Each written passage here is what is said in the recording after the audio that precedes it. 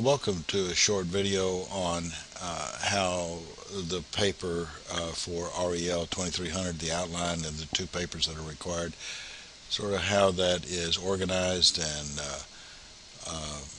integrated into this course.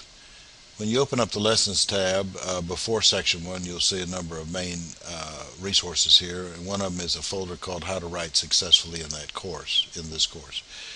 When you open that up, you'll see a rubric here. First of all, the rubric I use to grade papers. So here's the rubric. You click on that, and here is the rubric itself. And so students can see this, and they'll know what is expected of them, and they can print this off and have that in front of them when they're writing the paper, so that hopefully that will assist them in producing a good paper. This rubric will be built into the Turnitin Dropbox, so you can grade the paper based on this criteria. So if we go back then out of this the rubric, we get back to how to organize and outline the essay. The theory is to help them on the first section. This course is divided into three sections. In Section 1, to actually outline a paper first, not actually write one, but outline one. And then in the last two sections to write a paper. And hopefully that'll lead to build upon the success and build the proper skills for the student so that they can be successful. In this How to Outline is a link right here, which has been custom designed for REL2300 by Matthew Bodie and myself. And so if you click on that link, this neat window comes up, and it explains what SEEI is. This is a way of helping students to organize their thoughts to address the concerns of critical thinking.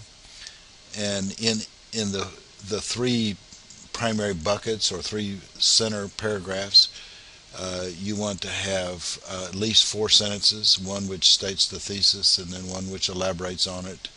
In other words, one that exemplifies the thesis, for example, and then one that illustrates it with a metaphor, analogy, or comparison. This is like this, or it's not like that. And you would do that in each of these three buckets. The opening paragraph, this is details on what should be in an opening paragraph, and then the conclusion is a very short but powerful conclusion that is not a rewrite of the paper.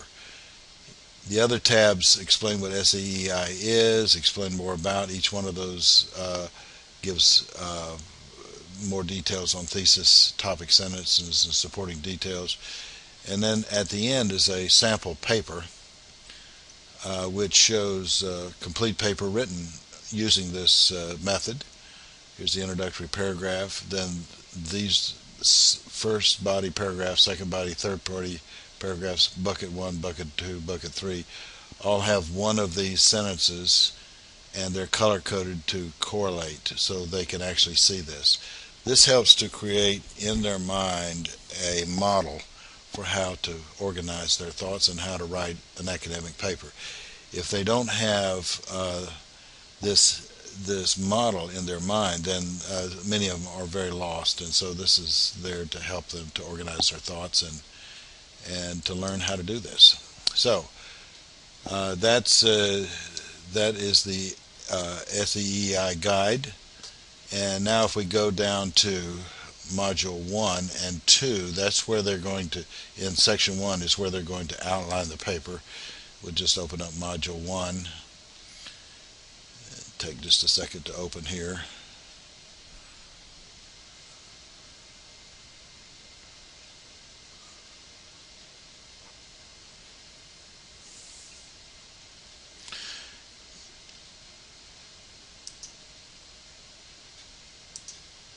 Here it is, Section 1, and we go down to the research essay outline. Here is a restatement of the three buckets and of really what the outline. So there's some redundancy built in here, so students see this more than once. There's the link is built in right here to go to the SEI guide that you saw before.